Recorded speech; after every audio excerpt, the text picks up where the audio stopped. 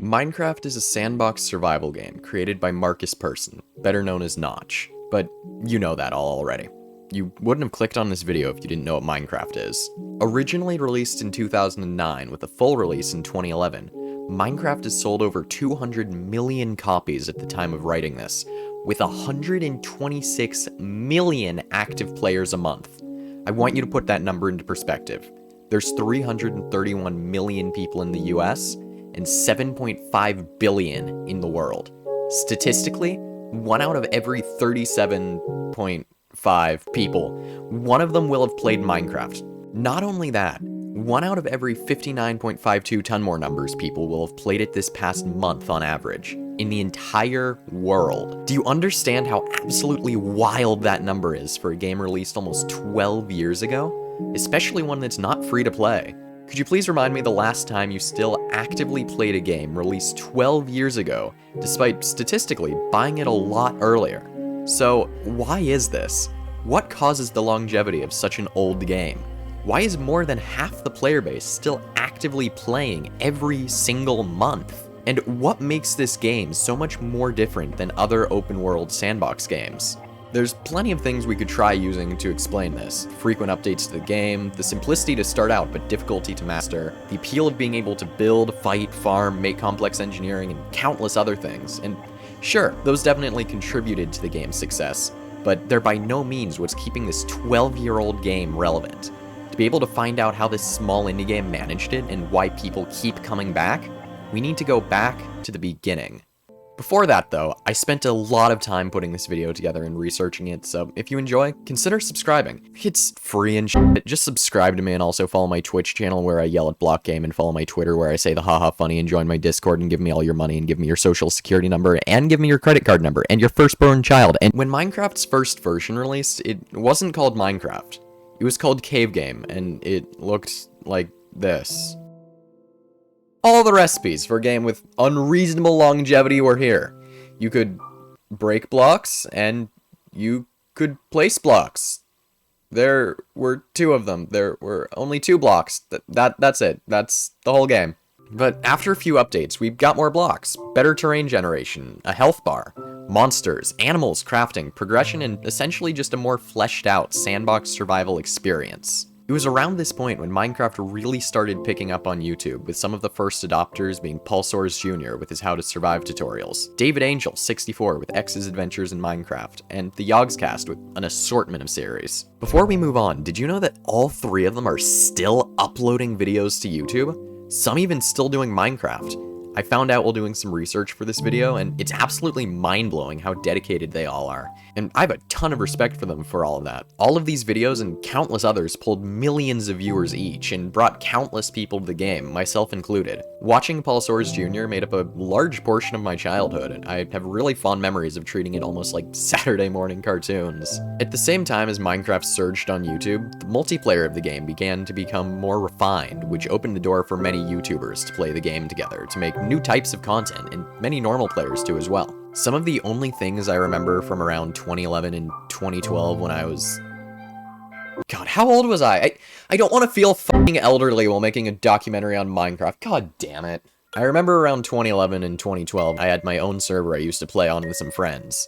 Some of whom I haven't talked to in, Jesus Christ, almost 9 years. We'd go around building stuff, mostly in creative, since I was too much of a coward to play survival. I guess I always sucked at this game. We had roleplays and stories we'd tell. Some lasted several years. I'd make friends, and I'd lose some too as the server progressed, but there were usually a few constant players. The server had quite a few iterations, but together it spanned until about 2014, so I'll focus on the few that I remember distinctly. The first lasted just a few months in 2011 when I first got the game. There were maybe 6 regulars, all of whom I've lost contact with. The plot wasn't consistent by any means, but it was mostly following this friend of mine who is both the president and also a wizard trying to conquer the wilderness.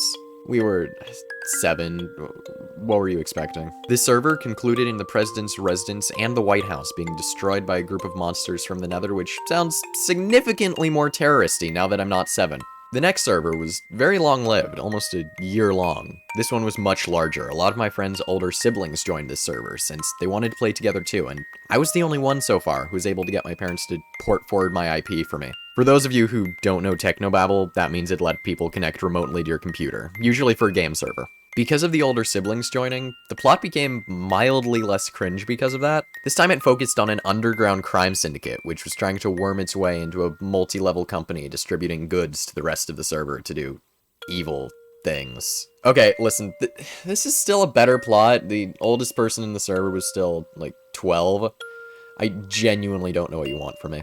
I, of course, was running a spy operation to gather intel on the crime syndicate and report back to the government, which was being rebuilt after the devastating attack from hell on the last server. Which, now that I'm writing this script, I'm pretty sure was the older kids trying to get me to leave them alone and giving me something to do. This was the server where we started to get some actually okay builds with an upwards of 12 or so players. We of course had our pure cubes of ore block houses that everyone made as a kid, but we also had this mall that I remember we spent like 8 hours hauling out this mountain for. We had stores, restaurants. This was as united in a community I ever remember being at that age. Back to stuff you're actually here for. Before there was able to be a decline in popularity of the game, around 2011, modding of the game began to pick up a lot, with mod showcases becoming a staple of Minecraft content on YouTube for several years.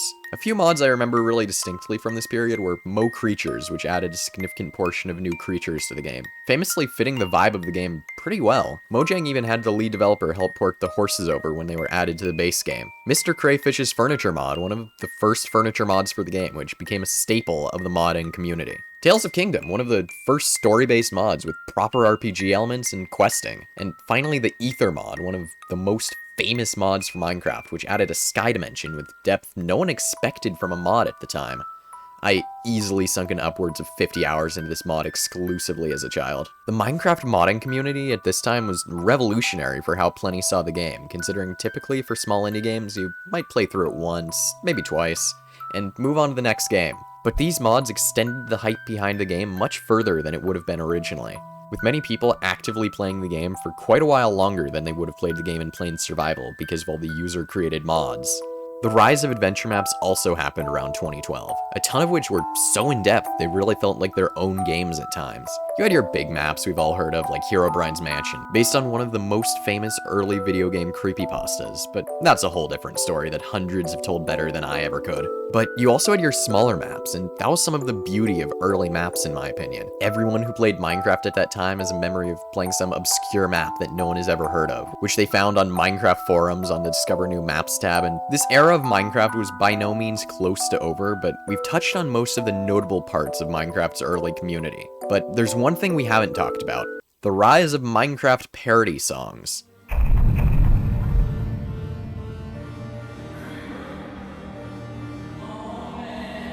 There's really nothing I can say here that you don't know. The view counts on some of these videos actually genuinely terrify me though. According to some quick math I just did that I stole from an ad revenue calculator on Google, Revenge by Captain Sparkles has made a bit over $1 million for one video. What the f? It was some point after this when I started my new server. I absolutely loved the Tales of Kingdoms mod, and I also had no idea how to install it on a server. So I basically just made a medieval roleplay server, and I'm pretty sure I now understand why I was such a f***ing nerd. The only things I remember about this server are my inability to spell the word king, the main antagonist being this bitch-ass spider named Lord Eight Eyes, who had these speeches which were quite possibly the best dramatic writing I have ever done. You foul! To think I was died? I pulled off a illusion. The Shadow Empire will rule. It's all parts of Herobrine's plan, and there is nothing anyone can do about it. Hee hee tet tet. If you want to free Carl and Knig Candle, you must defeat me. But that is very slim. Meet me in the dungeon. And this land in the sky full of the big bad species of our roleplay is called the Fat Faces. Ah, beautiful. I went through quite a few servers, but the kids my age and their older siblings started breaking off a bit, and you can tell from the building on the next server. I remember nothing from here besides that we did like Villain of the Week roleplays, and we discovered what angst writing was, so at the end we just killed everyone. But the older kids came back for the next server, and oh my god when I tell you I love this server. We had a Halloween server. We brought it up every October, sometimes for a bit of November too. but we did that for maybe 3 years in a row. We actually started learning how to build on this one. The pure nostalgia and atmosphere I feel just getting footage for this bit of the video is so immense. We hardly did any role-playing or storytelling, quite literally just nice builds and good vibes the whole way through. We made some lore about how there was a civilization of monsters banished from humanity, with the only contact between the two taking place over Halloween, as a festival took place each year in this town called Liesning, right next to the human town and the monster town. We also had this sick roller coaster.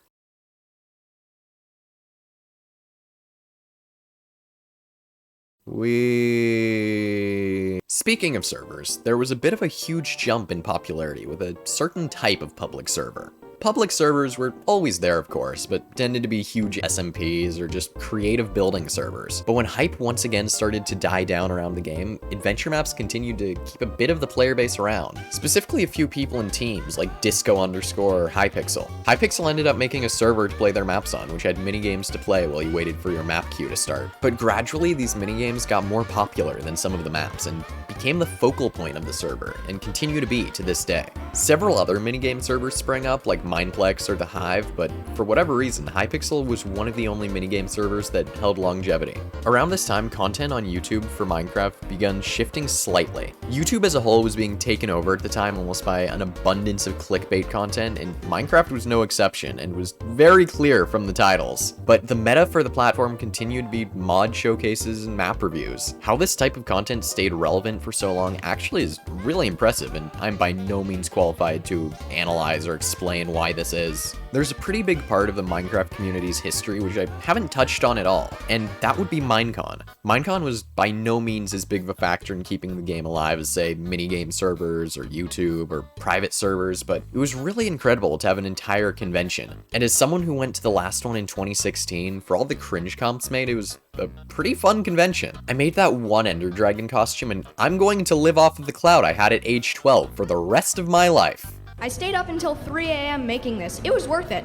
Oh my god, I sound the same. I sound the exact fucking same still. Jesus Christ. The rise and fall of Minecon is such an interesting phenomenon that there's no way I can cover it in a reasonable time in this video. If you'd be interested in a video like that, let me know in the comments below, because I don't know if that's something other people would actually be interested in watching. If this video can get to, what's a really bold number? 5,000 likes, I'll do a video on Minecon. If this video flops, this bit will just be really sad, but that's a problem for me another day. To put this in the nicest terms possible, Minecraft was on the way out. It was no longer the game of choice for 12-year-olds across the globe anymore, and it had seemed the game had finally slowed, 7 years after its release. For those like me who are still incredibly active in the game's community, there was still plenty to be excited by. The new updates, whether you loved them or hated them, at least added a bit more content to the game. Hypixel's community was growing at a staggering rate, and the YouTube content became a bit more personal. The large game personalities were slowly replaced by content creators like Technoblade and Skeppy. Bed Wars was rapidly becoming the meta of the game. Everyone who played Minecraft, and their parents, and their grandparents, and their goddamn dog knew what Bed Wars is, however good or bad at it you were. And when it first came out, let's just say the plays weren't as impressive as you'd expect nowadays. Survival was now an afterthought for most players, and building took a bit of a step back as well when PvP started becoming most active players' focal point of the game. Even if said PvP was, yeah, there's some pretty riveting gameplay. The Minecraft community existed in this state for quite a while, and it seemed that this former small indie game wasn't about to go out with a bang, but rather a sizzle until the player base had exhausted every single possible thing to do with it. Well, a lot of people in the game's community moved on to other games and other things in life. Minecraft was on the way out, whether the shrinking but dedicated active fanbase wanted it to or not. That is, until March of 2019. SMPLive was started. Some content creators decided to stream survival Minecraft together, just for fun on their own private server. Considering how many prominent figures on YouTube and Twitch were involved, this ended up bringing a large portion of people back to Minecraft after some not playing in years. Not only did this reinvent the landscape of Minecraft on YouTube, but it reinvented the focuses of the player base. Survival was cool again. You didn't need delicately crafted mods or new game modes or maps that feel like entirely new games. Just a survival world and some friends, and you could be out here doing the same thing that all the YouTubers were doing. But I promise you, you are not as funny. I assure you, please stop. We're all begging you. You're not funny, please. The updates, of course, contributed to the rise of YouTuber SMPs with new content for people who had taken a break. SMPLive was by no means the first SMP for content creators, but it certainly wouldn't be the last either. The people involved in the timing of it really brought back more attention to Minecraft as a game.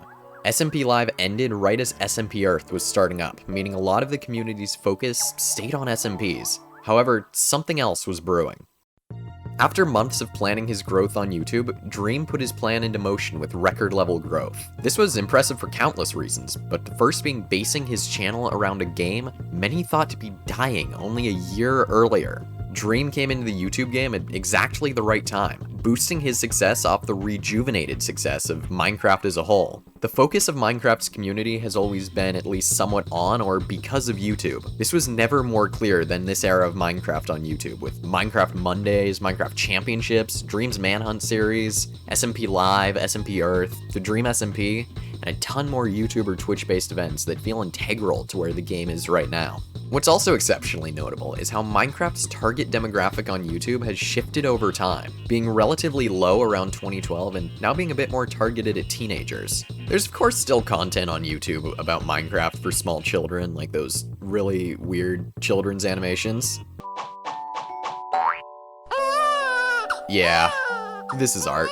And there's obviously stuff targeted at an older demographic back in the day, but it had significantly less presence in the community. But back to the point at hand, the growth of people like TommyInnit, Wilbur, Soot, Tubbo, and countless others demonstrates this really well. The people who played Minecraft in 2011 are growing up, and naturally the content we watch changes too. Oh yeah, also sex jokes are funny now. Goggy, I have a very serious question for you. Goggy, what is sex? The question still stands of how people came back to Minecraft. If you'd moved on, it's unlikely YouTube would recommend it because of how the algorithm works, and Minecraft is still much larger than SMPLive individually, so we can't explain away the comeback with only the viewers of that. And my answer here breaks into two reasons. The first reason is that people can't really leave their house for obvious reasons, and they need stuff to do. We're 10 months into this quarantine in the US, and we all desperately need a form of comfort, and at its heart, Minecraft is really a comfort game for a lot of people. It's like Animal Crossing, but you can commit murder. Wait, no. The second reason is a bit more interesting. People have a certain mindset when browsing YouTube, and just like the first rise, Minecraft's growth and longevity is reliant on YouTube. When you're browsing YouTube, there's typically two reasons I've found. You either want to watch someone you enjoy watching already, or you want to hear someone talk about something you care about, like this video. Statistically, you don't know who I am. You can change that, though. Subscribe, please. Please, I want to brag to my friends about having YouTube rank on Hypixel. I'm like a fourth of the way there. Come on. You saw the title. You like Minecraft probably, and you wanted to know how it keeps coming back. And I know you wouldn't have watched this far into the video if it was just 20 minutes of raw gameplay, or unless you knew my channel beforehand. So how come so many Minecraft channels grew off doing casual gameplay? No matter how funny they are or entertaining they are to watch, that's pretty difficult because of the saturation of the market. And this boils down, interestingly, to TikTok. People started clipping moments they liked from their videos and streams. In fact, a ton of people found TommyInnit and Wilbur off the clip of Wilbur playing Your New Boyfriend before it was released, reposted to TikTok. TikTok's promotion of videos is different from YouTube's. It's more like Vine in that you don't have to seek content out, unlike platforms like YouTube or Twitter. On a final note though, it's about time I answered the question. How does Minecraft keep coming back? If it wasn't clear enough throughout this video, the answer is community. With so many sub-communities living within the larger community, it opens up the game to a much wider audience. Some people might be more interested in competitive PvP, while others may prefer to build, or some may prefer playing survival with friends, and some might like doing a bit of everything. But that's the beauty of this game. The community has caused this game to be more than just another sandbox survival game of the year, before being forgotten about as just another that game we all played for 1 year. And this community will continue to create for who knows how long. This game has been moving along for 12 years and updates keep coming out, and the community is more active than it's ever been. Minecraft defies the typical play the game, beat the game, move on formula, while still holding versatility to not become boring, because there's always some new thing the community has made, or there's a new update, or something like that. Minecraft would not exist in the form it does today without the community, and the community would not exist without Minecraft. The game doesn't seem to be going away anytime soon, and That's something we all should be very grateful for the years of memories and many more years to come. Hey, welcome to the end screen. This is new. I stayed up until 5 AM editing this video, and I have school tomorrow, so I suppose wiser decisions could have been made here. I spent an entire week writing and editing this video with hardly any free time, and that meant I didn't stream that much on Twitch. But I really want to get back to that, so consider dropping by one of my streams. I'd really appreciate it. I was going to write a funny, jokey thread after that, but I'm too tired to think of one, so goodbye.